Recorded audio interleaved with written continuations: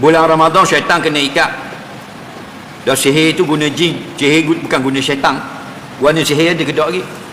Iza jaa Ramadan futihat abwabul jannah wa uliqat abwabun nar wa sufidati syayatin. Atau kama qala. Nabi kata bila datang bulan Ramadan, dibuka pintu surga, ditutup, dikunci pintu neraka.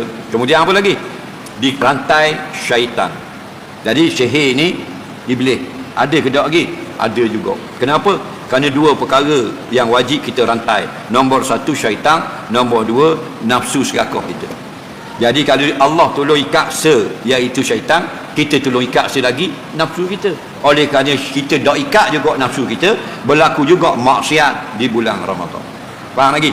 Kerana yang buat jahat itu dua, derhaka pada Allah. Nombor satu, syaitanu minal jin. Nombor dua, syaitanu minal in. Syaitan jin dan syaitan kita. Dua ni jahat. Dah.